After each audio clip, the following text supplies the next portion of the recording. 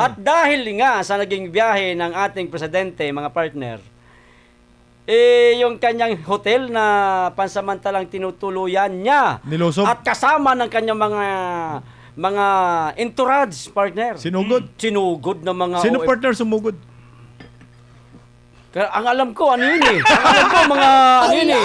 Mga DDS din yun, mga partner eh. Hindi, may dalawang grupo. Dalawang grupo ka. Pero ang mga DDS. may meron, marami. Pero may tropa rin yung mga... Ang kaliwa. Yes, oo. Hindi, meron. Pater, dugtong lang ako. Yung mga DDS doon, yung kumanta ng Marcos magnanakaw.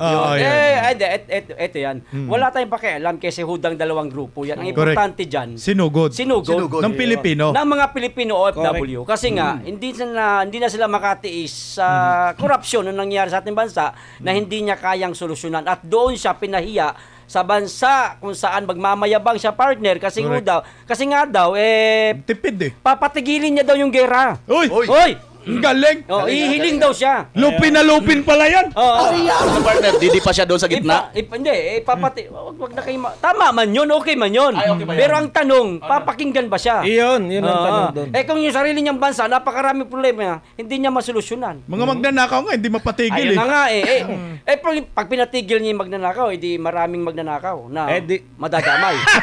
Gulo. Di wala nung porsyento kayo. Hindi ko na sinabi yun. Si Badong may sabi nun. Oo. Hindi, ano ba pinag-usapan natin? Porsyento!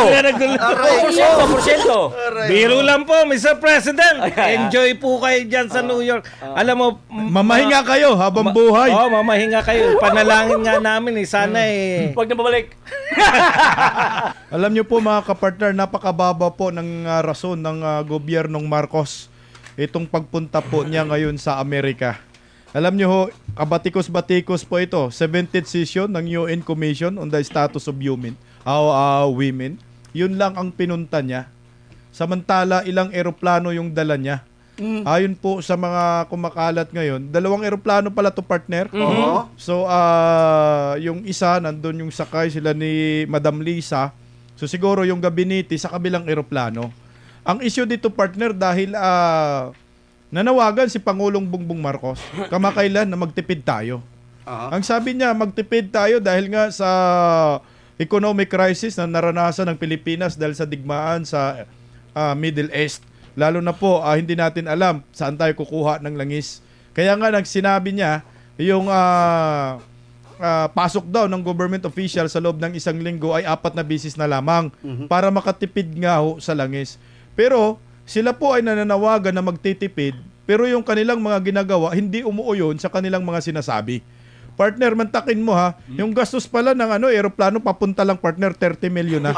So yung balikan, partner, 60 million. Nagtipid na yan, pambihira. Tipid, partner, no? Oh, tipid na yan. Kung 2 eroplano yan, partner, di 160 million, partner. Kasi nga 3 dapat yan eh. 3 dapat, ikaw yung isa doon. Tinipid na Tipid, nila. 2 na lang. 2 na lang. Mas malaki na yan sa inahabol na kay BP Inday ah. Kaya nga, partner, so ngayon siguro gagastos sila, partner. May mga andaming dala, partner Siyempre maghuhotel ang mga yan, partner. Pag nag-hotel, magkano yung hotel doon? Hindi naman yan sila mag-hotel ng pipitsogin lang Ay, hindi. Hindi. Sigurado Hindi milyon. sanay partner. Hindi sanay. Walang sugo yata doon partner. Correct. Yung pagkain, partner. Pagkain pa, partner. Ay, sana kung kumakain Hindi rin sanay. Turo-turo. Hindi. Oo, tusok-tusok. Siguro gagastos more or less mga 200 million, partner. Yung delegasyon na yan, partner. At hindi pa sinalubong ni Donald Trump, partner. So, ibig sabihin, hindi siya talaga inimbitan ni Donald Trump. Hindi siya welcome. Hindi siya welcome. Agay. Dapat, partner, yung pinadala na lang niya dito sa 78th session ng UN Commission on the Status of Women, yung ambasador na lang, partner. Sana nga no? Nandun naman si Romualdez, di ba? Kailangan ba talaga natin maglimas ng pera ng bayan at ubusin, di ba? Si Babe Romualdez ang tinutukoy Oo, mo. si Babe Romualdez, yung pinsan niya, nandun naman O bakit kailangan pala napakaraming delegasyon? Anong maitulong sa ekonomiya ng bansa? Magmura ba ang bilihin ng ang presyo ng langis? Makakuha ba tayo ng langis sa Amerika? Yan, partner. Oo nga! Pinag-usapan, partner. At nasaan yung pagtitipid? Correct! Nasaan yung pagtitipid? Yun yung issue dyan. Naka-PL! Baka partner yung pagtitipid para lang sa mga ordinaryong Pilipino. Tayo. Tayo. Oo. Naghanap ka ng katipiran, Oo. makikita mo na sa itsura ni PL, payat na Tipid nagtitipid na na tipid. Kaya partner Dan, banatan mo partner Dan. Okay. Mga kababayan po natin na nanonood ngayon sa live, in relation and connection po mga kabayan sa pagtitipid at pangangailangan ng pera po ng ating mga kabayan ng OFW. Nakakalungkot na ikukonek ko ito na ang Pangulo ho ay lilipad papuntang Estados Unidos sa New York dahil po daw sa event na yan at sandamakmak ang hakot. Samantalang yung ating mga OFW sa Bahrain, sa embahada, na nagba-viral ngayon ha, na ano sinasabi nila, wala ng pondo. Tinataboy. Walang pera. Ayan, kahit magtanong pa kayo sa Malacanang po sa Manila, wala. Pero ho, etong si Bongbong Marcos, imbis na asikasuhin niya, intindihin niya, at itong mga OFW na to, na nangangailangan ng tulong, inuna niya pa na naman ang paglabas nila sa bansa, dahil lang ho, ewan ko ha, basta para sa akin, sabi nga natin, di ba? Isa po daw mga kabayan sa mga panawagan ni Pangulong Bongbong Marcos, yung mananawagan daw siya, para ho patigilin yun hong digmaan sa gitnang silangan. Sabi ko nga mga kabayan, dito nga sa bansa natin, hindi mo kayang patigilin yung mga NPA. Di ba? Hindi niya kayang patigilin itong NPA. Hindi niya kayang yung gera kontra sa kahirapan, yung gera kontra sa korupsyon. Hindi mo nga matapos-tapos dito sa Pilipinas, mangingialam ka pa dyan sa ibang bansa. Take note. Tandaan po natin, who you? Hindi ka nga pinansin ng Asia Summit eh. Di ba? Huyo ka pala eh. Di ba? Hindi. Talaga naman nahuyo siya. Bakit? Correct. Hindi nga siya pinansin eh. Nung mga tapos pupunta ka doon para sa yung mananawagan ako. Nilayuan pa nga siya nun eh. Di ba? Nilayuan pa siya para siya nga Pinandirihan. Oo, para siya may sakit na ewan. Mother BMR. Ayan, itong si Pangulong Marcos, ano tawag dito? Yung wrong timing itong kanyang ginawang pag-travel, no? Bagamat ang mga Pilipino sanay na dito kay Pangulong Marcos dahil mukhang bukod sa magkakaroon siya ng Guinness Book of Record sa korupsyon, makukuha niya ito. Ang kanyang Guinness Book of Record yung the only president sa Pilipinas na napakaraming travel na ginawa. No, at sa travel na 'yan, laging mayroong sinasabi na ito ay puro official, puro working, and then pag uwi dito sasabihin mayroong nadala na bitbit na mga pledges na mga investment, no? Ang problema, apat na taon na ba, mga partner? Yes. 4 na taon na, napakarami niya ng travel at napakarami niya ng naiuwing pledges, pero doon sa mga pledges na 'yon, mukhang wala naman po nagkatotoo.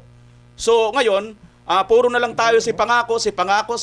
Kaya itong si Pangulong Marcos, sana, no, ay magkaroon naman sana siya ng, para bang, ang tawag nito, yung parang sense of kahihiyan. Or sense of ano ba, para bang delikadesa yun. Delikadesa na ito ang ating mga kababayan, yung 60% ng economy ng Pilipinas nanggagaling po dito sa ating mga kababayang OFW. Exactly. Lalong partner, lalo na dito sa gitnang silangan na ito, diyan talaga ang napakaraming OFW natin. Partner, biruin mo, 2 million. 2 million ano lang yan. yun, mahigit, 2 million mahigit. Yung mga documented lang yun. Oo. Meron pa mga TNT yan. Meron pa. Oo. Tingnan mo, ganyang karami nandito sa Middle East na to, yung pinakamaraming OFW Correct. na bumubuhay ng economy ng Pilipinas. And ikaw ito ngayon, hindi mo man lang binigyan ng pansin na papunta doon, na bigyan ka agad ng agarang aksyon, yung eroplano magpadala. Sabi nga ni Bibi Pinday Sara sa'yo, no? Mabilis lang naman talaga magpadala eh. Exactly. No? Mabilis lang magpadala. Sabagay mamaya, nandito sa topic natin, doon ko yan bibirahin, no, mga kapartner. So, KPL, ikaw naman. Binabati muna natin yung ating kaibigan na si Spencer Lacalle. Ayan, nakasubaybay sa atin, mga Nasa partner. Hong Kong yan, partner. Oo. Batiin mo yung kaibigan natin, partner. Baka sabihin, magtampo sa atin si Kai Spencer eh. Yan na. Kay Spencer, magandang hapon sa iyo dyan. sa Hong Kong. Spencer! Ayan. Grabe. Tuwang-tuwa ako kasi akala ko ako pinakamatandang vlogger eh. Oy, bata Ganda pa pa pala sa'yo. Bata pa yan! Wala tayong pakialamanan. Kami na ni Spencer nagkakaunawan. Roy Spencer, shout out sa'yo dyan. Akala mo, ikaw lang vlogger ng may arthritis? Alawa kayo! Hoy, wag ka. Ano yung Malakas partner? yan si malakas yan si Guy Spencer, partner. Hindi. Malakas yan. Akala ko oldies na talaga yan. Nung nagkita kami sa person, bata pa pala Bata to si pa. Spencer. Bata pa. Bata pa itsura. Malaki ang ibinata. Sabay sa bola. personal. Sabay bola. Okay, partner, ito na. At dahil nga sa naging biyahe ng ating presidente, mga partner, yung kanyang hotel na pansamantalang tinutuluyan niya Nilusob. at kasama ng kanyang mga mga entourage partner. Sinugod. Sinugod na mga Sino OF. partner sumugod?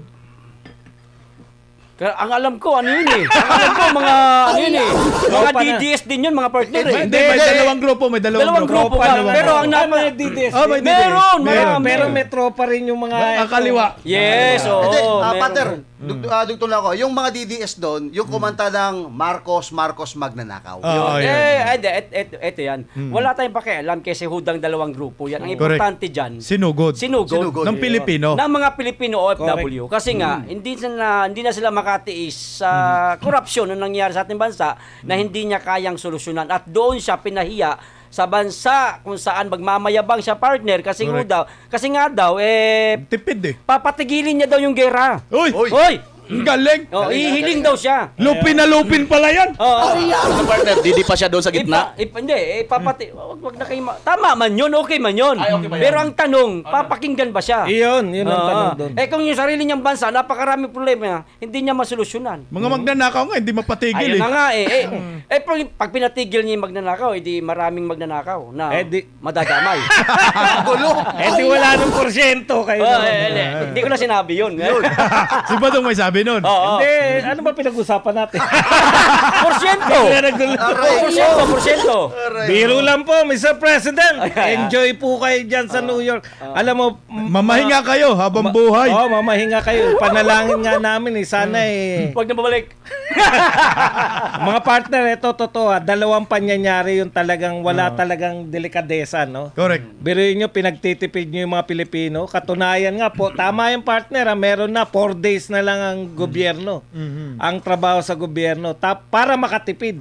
Tapos masisilip mo sa Malacanang, nagpa-party-party pa rin. Grabe, ang grande partner. Ang grande talaga. May red carpet partner. Akala ko naman may mga dumating na bisita partner. Wala, lang pala, partner. ang sineselebrate nila Italian Day. Parang ganun. hindi, naglagay sila ng wallpaper sa Malacanang partner. Tapos, Parang kung tayo nagpapintura tayo ng bahay. Nagparty pa sila partner. Naglagay Kasi dahil mayaman naglagay sila. ng wallpaper. Wallpaper Tapos nagpaparte. Nagpaparte. Eh, grande ano pa. nakalagay doon sa Grande. wallpaper na nakalagay? Hindi mo maintindihan partner kasi mahirap tayo eh. Sabagay, Ah, oh. mga mayayaman lang. Mayayaman kasi nagpapa-wallpaper pero mga bigati na mga painter yung nagpipinta ng wallpaper. Hindi yan wallpaper na nabibili sa kung saan-saan. Hindi, Correct. oh. Pininta yan ng mga big time na painter. Yun lang partner. Isang gamitan lang yan. Hindi naman, wallpaper nga. Hindi mo. Kinakabit. Akala ko papalitan. Mahirap paliwanagan to eh. Hindi kasi, hindi. Kumbaga sa atin, pintura yung ating nilalagay. Sa kanila, wallpaper. Wallpaper. Kasi mayaman sila mayaman wallpaper. sila. kasi- Pagpasensya mo partner kasi yung kumpare mo mahirap din. Hindi niya alam yan. Hindi ko nga alam eh. Tayo, mahirap din ako, pero dapat alam natin yan. Partner, dahil dyan may nagpakulay sa atin. Ayun, batiin natin si Jose Daria. Ayan. Josie Daria. Jose Daria. Ayan. Mga partner, tuloy ko lang, no? O, walang pakialam. Tapos ngayon naman, imbis na unahin yung pagpapauwi sa mga apektadong OFW, inuna pang bumiyahe. Wala kang pera. Partner, part 2 pa. Sige partner. Partner, yung sinasabing party partner, ito ay dinner to celebrate Latina Manila. On Thursday po ito partner. After po ito pag-announce ni Pangulong Bongbong Marcos na magtipid tayong mga Pilipino. Alam nyo po, itong Pangulo ng Republika ng Pilipinas, alam mo, ang layo-layo kay Pangulong Rodrigo Roa Duterte. Correct. Mantakin mo ikaw ay presidente ng Pilipinas. Meron tayong problemang kinakaharap ngayon. Crisis ekonomiya natin. Bakit mo tinakasan ang inyong responsibilidad bilang isang pangulo ng Republika ng Pilipinas? Andito ang problema sa bansa natin, wala sa Amerika. Namomroblema tayo kung saan tayo kukuha ng langis. Tumaas yung presyo ng mga bilihin ngayon. Pati langis, hindi mo mapigilan eh. Bagkus sinususugan mo pa yung pagtataas ng oil companies ng kanilang mga presyo, partner. Sino ba ang may dahilan kung bakit nagtaas ang presyo ng langis? Si Bongbong Marcos. Si Pangulong Bongbong Marcos nag-announce siya. Pagkatapos na mag-announce, umalis siya. Tumakas siya papuntang Amerika. Anong sabi niya? Magkano yung itataas ng gasolina, partner? At saka yung Ibig sabihin sa kanya nagmula yung... sa kanya nagmula, anak partner. ng tinapay. Sa kanya nagmula. Maraming salamat muna sa pakulay, Sweet Bliss. Ayan. At kay Jose Daria ulit. Jose Daria, maraming salamat. Alam niyo ho, sa kanya nag-trigger yung pag-increase ng langis. Dahil sinabi niya na ang deposito stocks na lang ng langis ng ating bansa ay 50 to 60 days. Tapos nagtalaga pa siya kung magkano yung itataas ng presyo ng mga langis. Nung nakaraan, nagtaas na. Ngayon, bukas, magtataas na naman. Sa 15, I think, 15 to 17 pesos ang itataas ng gasolina. Tapos dito naman sa krudo, aabot ng mga 30 yung itataas ng krudo. Si Bongbong Marcos ang nagpapataas. Bakit po tayo magtaas ng presyo ng langis? Wala pa naman tayong binili na presyo ng langis na bago ngayon sa mataas na presyo. At saka wala kang mabibiling langis, wala kang mabibilhan ngayon kasi sinara daw nga yung Strait of Hormuz. So ibig sabihin, yung langis ngayon na meron ngayon sa ating bansa, old stocks yan.